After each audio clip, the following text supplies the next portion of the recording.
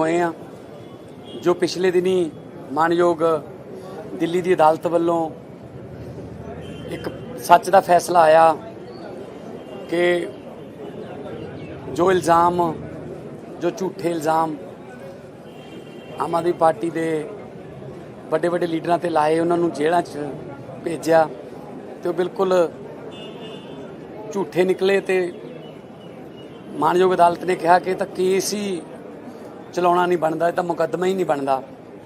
ਸੋ ਅਸੀਂ ਇਹ ਨਹੀਂ ਕਹਿੰਦੇ ਕਿ ਬਰੀ ਹੋਏ ਆ, ਅਸੀਂ ਕਹਿੰਦੇ ਕਿ ਮੁਕੱਦਮਾ ਹੀ ਨਹੀਂ ਸ਼ੁਰੂ ਹੋਇਆ, ਟਰਾਇਲ ਹੀ ਨਹੀਂ ਚੱਲਿਆ। ਇਸ ਕਰਕੇ ਜੋ ਸੱਚ ਦੇ ਸੂਰਜ ਦੀ ਜੋ ਕਿਰਨ ਆਮ ਆਦਮੀ ਪਾਰਟੀ ਲਈ ਆਈ ਉਹਦੇ ਸ਼ੁਕਰਾਨੇ ਵਜੋਂ ਅੱਜ ਮੱਥਾ ਟੇਕਿਆ, ਅਰਦਾਸ ਕੀਤੀ ਹੈ, ਪੰਜਾਬ ਦੀ ਚੜ੍ਹਦੀ ਕਲਾ ਦੀ, ਸਰਬੱਤ ਦੇ ਭਲੇ ਦੀ ਅਰਦਾਸ ਕੀਤੀ ਹੈ ਕਿ ਸਾਨੂੰ ਸਮਤ ਬਖਸ਼ੇ ਪ੍ਰਮਾਤਮਾ, ਬਲ ਬਖਸ਼ੇ। ਜੋ ਜ਼ਿੰਮੇਵਾਰੀ ਲੋਕ ਸੇਵਾ ਦੀ ਸਾਡੀ ਲਾਈ ਗਈ ਹੈ, ਲਗਭਗ 4 ਸਾਲ ਪੂਰੇ ਹੋਣ ਵਾਲੇ ਨੇ ਤੇ ਉਹਦੇ ਸੰਬੰਧ 'ਚ ਬਜਟ ਸੈਸ਼ਨ ਵੀ ਚੱਲ ਰਿਹਾ ਹੈ ਔਰ ਬਜਟ ਵੀ ਲੋਕ ਪੱਖੀ ਪੇਸ਼ ਕੀਤਾ ਹੈ ਤਾਂ ਕਿ ਪੰਜਾਬ ਜਿਹੜਾ ਹੈ ਉਹ ਸਾਡਾ ਤਰੱਕੀ ਕਰੇ, ਪੰਜਾਬ ਨੰਬਰ 1 ਸੂਬਾ ਬਣੇ ਤੇ ਅਸੀਂ ਵੱਧ ਚੜ ਕੇ ਇਸ ਪੰਜਾਬ ਨੂੰ ਨੰਬਰ 1 ਬਣਾਉਣ 'ਚ ਆਪਣਾ ਯੋਗਦਾਨ ਪਾ ਸਕੀਏ। ਸੋ ਅੱਜ ਸਿਰਫ ਆਪਣੇ ਪਰਿਵਾਰਾਂ ਸਮੇਤ ਅਸੀਂ ਨਤਮਸਤਕ ਹੋਣ ਆਏ ਹਾਂ, ਪਰਮਾਤਮਾ ਦਾ ਸ਼ੁਕਰਾਨਾ ਕਰਨ ਆਏ ਹਾਂ ਕਿ ਇਸੇ ਤਰ੍ਹਾਂ ਸਾਨੂੰ ਬਲ ਬਖਸ਼ੀ, ਸੱਚ ਦੇ ਰਾਹ ਤੇ ਚੱਲਣ ਦਾ, ਇਮਾਨਦਾਰੀ ਦੇ ਰਾਹ ਤੇ ਚੱਲਣ ਦਾ ਸਾਨੂੰ ਬਲ ਬਖਸ਼ੀ ਤਾਂ ਕਿ ਅਸੀਂ ਦੇਸ਼ ਕੌਮ ਦੀ ਸੇਵਾ ਕਰ ਸਕੀਏ। ਔਰ ਜਿਸ ਵੇਲੇ ਅਸੀਂ ਦਰਬਾਰ ਸਾਹਿਬ ਦੇ ਗਲਿਆਰੇ ਦੇ ਵਿੱਚ ਐਂਟਰ ਹੋਏ ਤਾਂ ਜੋ ਸ਼ਬਦ ਚੱਲ ਰਿਹਾ ਸੀ, ਜਾ ਤੂੰ ਮੇਰੇ ਵੱਲ ਹੈ ਤੋ ਕਿਆ ਮੋਹ ਛੰਦਾ, ਜੇ ਪਰਮਾਤਮਾ ਜੀ ਦੇ ਵੱਲ ਹੋ ਜੇ ਤਾਂ ਉਹਨਾਂ ਨੂੰ ਕੋਈ ਡਰ ਨਹੀਂ ਰਹਿੰਦਾ, ਭੈ ਨਹੀਂ ਰਹਿੰਦਾ। ਸੋ ਅਸੀਂ ਹਮੇਸ਼ਾ ਉਸ ਵਾਹਿਗੁਰੂ ਦੇ ਚਰਨਾਂ ਦੇ ਵਿੱਚ ਮੱਥਾ ਟੇਕਣ ਵਾਲੇ, ਝੁਕਣ ਵਾਲੇ ਬੰਦੇ ਹਾਂ ਤੇ ਪਰਮਾਤਮਾ ਸਾਨੂੰ ਸਮਤ ਬਖਸ਼ੇ, ਬਲ ਬਖਸ਼ੇ कि ਅਸੀਂ देश कौम की सेवा कर सकिए। आज हम लोग दरबार साहब में वाहिगुरु जी का शुक्रिया अदा करने के लिए आए हैं, नतमस्तक होने के लिए आए हैं।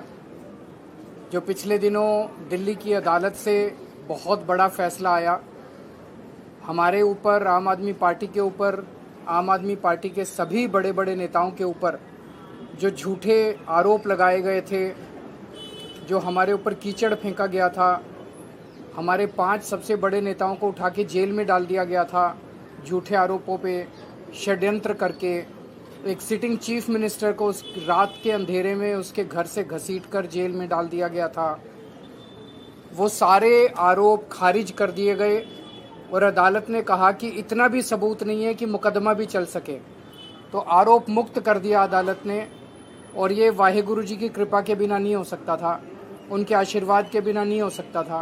इसके पहले भी मैं कई बार दरबार साहब आया, वाहिगुरु जी का आशीर्वाद लेके गया और उनके आशीर्वाद से अब जब हमें हमारा सम्मान वापस लौटा है, हम सारे आरोप से मुक्त हो गए, तो आज हम सब परिवार, मैं, मेरी पत्नी मान साहब, उनकी पत्नी, हम लोग नतमस्तक होने के लिए, शुक्रिया अदा करने के लिए वाहिगुरु जी के चरणों में आए हैं। वाहिगुरु जी हमें रास्ता दिखाते रहें, ऐसे ही आगे भी अपना आशीर्वाद बनाए रखें। हम लोगों को बहुत बड़ी जिम्मेदारी दी है वाहिगुरु जी ने जनता की सेवा करने की, ऐसे ही हम लोग जनता की सेवा करते रहें। 4 साल से पंजाब में सरकार चल रही है, बहुत अच्छी सरकार चल रही है। लोगों के स्कूलों के लिए, अस्पतालों के लिए, अब महिलाओं के लिए जो काम किए गए हैं, लोगों के स्वास्थ्य के लिए जो काम किए गए हैं, लोगों का आशीर्वाद मिलता है तभी हम जैसे मामूली लोग भी कुछ कर पाते हैं। ये तो हम जैसे मामूली लोगों की तो कोई औकात ही नहीं है। इतने बड़े बड़े लोगों के सामने हम लोग टिके इसलिए हुए हैं क्योंकि वाहिगुरु जी का आशीर्वाद हमारे साथ है और हम सच के रास्ते पे चल रहे हैं। 4 साल पूरे हो गए, 1 साल भी इस टर्म का बाकी है, तो क्या करना है क्योंकि वादे सभी पूरे हो चुके हैं जो जनता के साथ हो रहे थे। जैसे मान साहब हमेशा, 1 साल के लिए देने के अभी बहुत कुछ है। जैसे मान साहब हमेशा कहते हैं कि जो वादे किए थे, अगर हम 4 वादे करके 7 काम कर दें, 8 काम कर दें तो हमारा बड़प्पन है। 8 वादे करके 4 काम करें तो बड़प्पन नहीं है। तो हमने जितने वादे किए वो सारे पूरे हो गए, लेकिन अभी आप देखेंगे अगले 1 साल के अंदर और बहुत बड़ी प्लानिंग की हुई है मान साहब ने, उनकी पूरी टीम ने। और अभी कई सारे ऐसी चीज़ें आप देखेंगे, अब पंजाब को अपने को नेक्स्ट लेवल पे लेके जाना है। इंफ्रास्ट्रक्चर के लेवल पे रोजगार बच्चों को देना है, इंडस्ट्री का कल इन्वेस्ट पंजाब शुरू हो रहा है। इंडस्ट्री, बहुत इंडस्ट्री अब आने लगी है। पूरे देश के बड़े बड़े उद्योगपतियों का इंटरेस्ट पंजाब में जागने लगा है कि पंजाब में जाके इन्वेस्ट करो।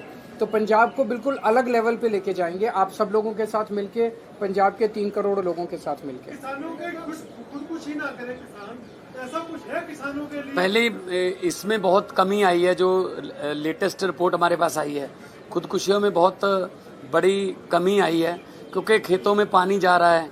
सिंचाई का पानी पहले जो 21% था 16 मार्च 2022 को, आज 16 मार्च लगभग 2026 में हैं हम, 4 दिन की कमी है।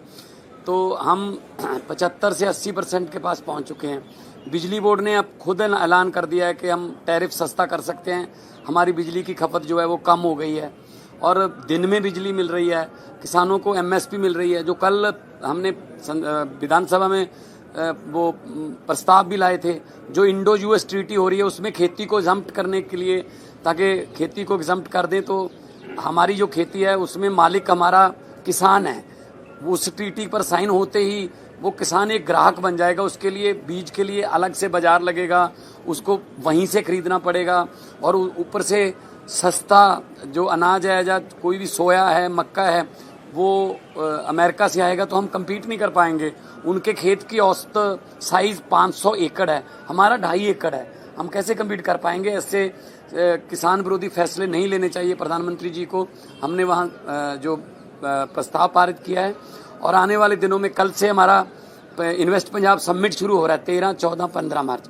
पूरे देश से नहीं, पूरे विदेशों से भी, जापान से, कोरिया से, यूके से, फ्रांस से, स्विट्जरलैंड से बहुत से इन्वेस्टर आ रहे हैं जो पहली बार पंजाब में इंटरेस्ट दिखा रहे हैं कि हम यहाँ पे अपनी फैक्ट्री लगाएंगे। अपना जॉइंट वेंचर करके भारतीय कंपनियों के साथ बड़े बड़े प्लांट आ रहे हैं। 20 मार्च को टाटा स्टील का उद्घाटन है, मतलब उनका प्रोडक्शन शुरू हो जाएगा 20 मार्च को।